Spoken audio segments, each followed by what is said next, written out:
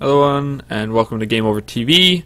My name is Cantro, and I'll be casting this replay solo for you. Today, we have a PvZ, and our red Protoss spawn in the bottom left is MouzHasuObs. And our blue Zerg in the bottom right, LiquidRet. Probably saw that in the speech before I said it anyways. So PvZ, Newkirk City.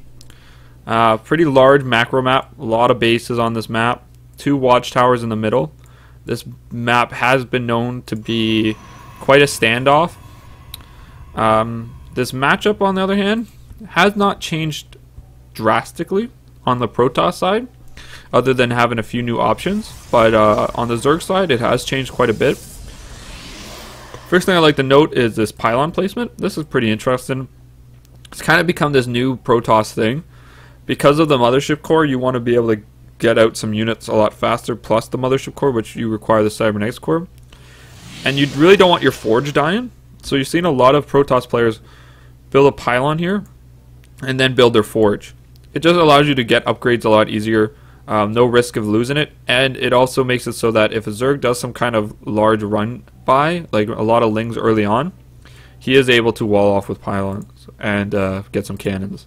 But on Ret's side, we're seeing him actually play really greedy and get a 15 hatch against Protoss. On this map, I think it's a good idea. On a normal map, I don't agree with a 15 hatch just because you have to be TLO and stop cannon rushes all the time. But on this map, it's such a long rush distance, and you have to get all the way around. And even I think a 9 scout doesn't get there in time to stop a 15 hatch. It would be there in time to do a cannon rush, but not in time to stop the hatchery from going down. But on HOTS side, we're seeing him. He did drop the forge first, now dropping a nexus, dropping a pylon, and he's actually chose not to scout at all, which is kind of interesting, considering every Protoss player sends a probe, harasses here and then harasses there, and then drops a pylon and then runs off and laughs all the way home.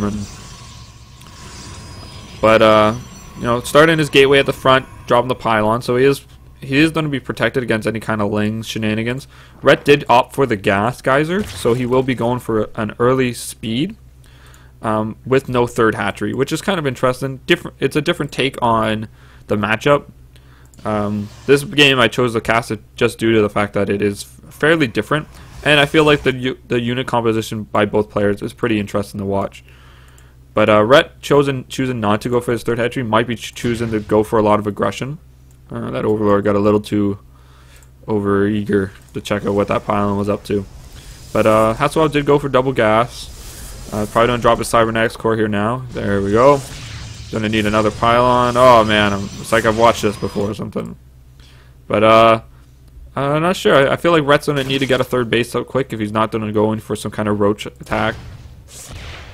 HOTS just does only have this one cannon, so Ret has saw most of this, so he does know, he's like, oh well, there's a giant hole right here. So, and there is builds like the 7 roaches and stuff like that still exist, but I don't think it's gonna be. It's not really Ret style, and we're seeing him go up to a really quick layer now, so this is pretty interesting. We do see a lot of players starting to go for these faster layer timings due to the fact that Zerg's units early on are so much weaker, and you can just do so much more on layer tech. And HOTS, where did he put that? There it is. He started a Stargate, which is pretty common nowadays, to say the least. He did not scout. HOTS did not scout either one of these expansions, so he kind of assuming that Ret's going to go for some kind of Mutalisk play. And almost every Protoss right now is going Stargate just due to the fact that Mutalisks are so strong. And if you open up with just a few Phoenix, like 4 or 5, you can go around, kill Overlords, get a little bit of a supply block on the Zerg. And if he does go to Mutalisk or commits to it, you can stop it by just keep building Phoenixes. And then you'll eventually just be farther ahead, and then you can just transition into mass air. But fairly late mothership core from HOTS opting to get the Stargate out first.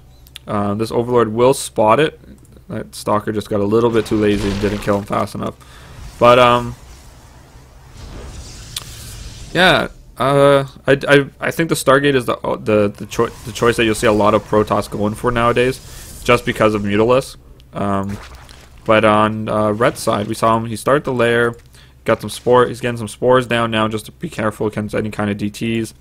He's got Roach Ling speed finish, so he's got speed Ling, so he can props up there, gets a little shot off, checks what's going on.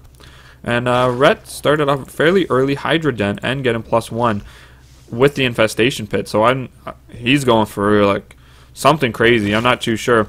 He can go for a swarm host off this infestation pit, or going for some kind of Hydra infestor attack, I guess. I'm not 100% sure. Kind of interesting way of building, and he is getting the Locust upgrade, which means it looks like he will be going for some kind of swarm host build. I'm guessing the Hydra Den is just actually, now that I think about it, the Hydra Den is probably just more of a choice after seeing the Stargate, just to be careful. White Raws really showcased how strong Protoss air can be, and last thing you want to do is not lose to it really early on, because the key is to protect your economy long enough that you can get up a really good timing and then hit a good timing attack against Protoss before they can get the air units they need to just pretty much just hold a bunch of bases. And especially with the new abilities like recall, they can recall to different nexuses fairly early. So we are seeing HOTS going up to he's going to be up to 6 gates, getting his robo, starting his +1 weapons just right now. He's stopped building air units, which is probably a good choice for him, since it doesn't look like he is going to go overcommit to air. Some queens going down, but these Hydras are starting to come trickle in, and they did take out 2 Phoenix there, and a 3rd goes down. So you'd really want to keep those Phoenix alive, just because you are able to use them later on in the game for scouting, and so just really good annoyance, and forces spore crawlers continuously out of Rhett. So shouldn't really be losing them, but he's only got the 2 left. He's not going to be using them anymore, and it looks like he did drop the robotics support bay, so it looks like he will be going for Colossus. Now HOTS is still only on 2 bases, where Rhett has now took a 3rd and fully saturated it, and we are seeing some swarm hosts starting to be constructed. Locusts do get the ranged upgrades that Roaches and Hydras also get, so not really surprised to see that he has a few Hydras and starting to get Locusts, because there's just really good synergy there between upgrades and units. 4th being thrown down by Rhett now. Trying to poke in again over here. HOTS deflecting it. HOTS just strongly only on Zealot, and I'm guessing, so the way this plays out is if he had a soft Phoenix, his game plan, he sees Mutalisk, he continuously builds Phoenix and changes his game plan completely. But I'm pretty sure because of the way he saw that Hydras were starting to come out, Colossus are a great counter to Hydras, being that they are light units. But Swarm Hosts are very good against Protoss right now. A lot of you, if you watched State of the Game, you saw recently that Artosis was saying that he thinks Swarm Hosts are going to be the future of Zerg against Protoss, and I also think that's probably going to be true, just due to the fact that a Swarm Host contained against Protoss is way more efficient than it is against Terran. Like, Terran can at least defend themselves against the Locust, where Protoss don't really seem to have that siege unit. They have the Colossus, but the Colossus really don't kill them efficiently or fast enough. So HOTS just throwing up this roll here, making sure that no Zerglets can get into this base, and it also blocks off so he can also take this base later on. But back to my point, a Swarm Host contain is very strong, and Rhett's hid these like all game. So HOTS really hasn't had, like, HOTS saw the infestation pit, but he hasn't noted the Swarm Host just yet. So this kind of wall really works for the Swarm Host, because they're able to take shots at this, tank damage for the units, maybe Hydras that are shooting them. This kind of wall, break it down, and then slowly just push in, just like you would with siege tanks. And Rhett being on 4 bases now, he has started some Corruptors, which is another really good choice due to that what's going to kill his army is Colossus. And this is this is like the new Zerg, a whole handful of different units, not just a single overseeing body, like just building Mutalisks, just building Zerg, just building Infestors, just building Broodlords. Like there's a lot of units now, and Zerg can do a synergy like this, where Zerglings are going to run in, they're going to tank all the damage, let the Swarm host get in position, and then these Corruptors are going to go to town on the Colossus, and then everything else is just going to run in. The Hydras, the Roaches are just going to run in and finish these off the rest of the Protoss units. Now, burrowing those Swarm hosts, getting the Locusts to come out, kind of being like the scout, the free Zerglings, and HOTS has to get ready for this. He does have Templar, he does have Storm ready, but he's going to have to be pretty efficient with these Storms, just because the number of Locusts he'll have coming out from Ret, also combined with the Zerglings, is a fairly large number, but some really good Storms landing would just completely crush this. And it looks like HOTS is going to try and go into the side here, while the Locusts are out of position, but I feel like he's just so Zealot heavy right now. He doesn't really have much of a Stalker count or a units, anything that really is range, other than maybe these Storms and these Colossus. So not a really strong unit. Big Storm going down on a lot of the Zerglings there, and these Locusts going in, taking some shots. Now you're seeing that it takes about 2 Colossus to kill a Locust, or 3 Colossus I should say, to kill a Locust in one shot. The Corruptors do take out 1 Colossus. The Nexus Cannon has been started, so that means he does have some extra DPS coming out from this Nexus. But big Storm going down again. He really could use Zealot Charge. I feel like Zealot Charge would be it. Oh, he does have Zealot Charge, I think. Yeah, he does. Which is just hadn't activated yet. Those force fields kind of working against HOTS there. All the Colossus have been taken down, and these Swarm hosts don't have Locusts in just a second, so he just needs to wait for those to start. I feel like HOTS unit count is getting really low.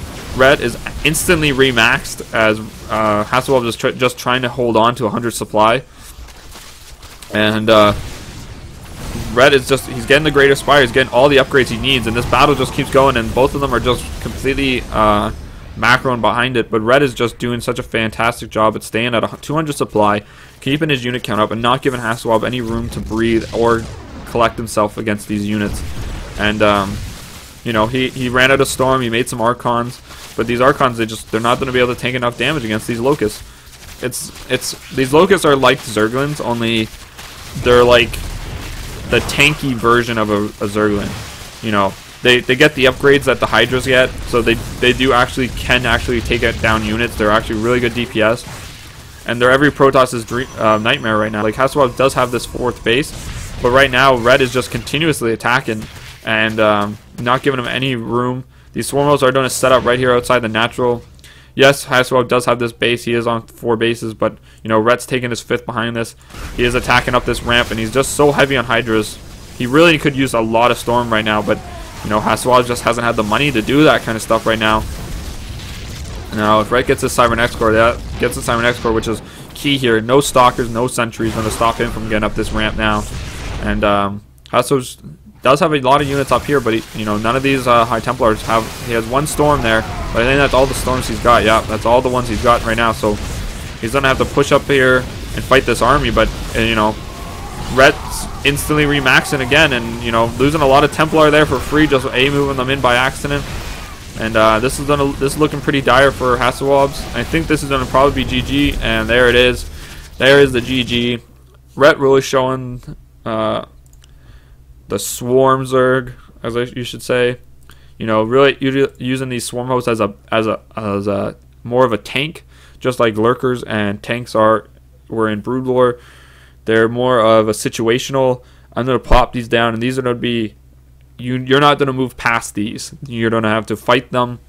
They're continuously gonna hurt you, and you have to stop me from getting into this position. And I feel like HOTS unit comp, he didn't have the, like, if he went 2 Robo Colossus, that's how you beat this kind of composition.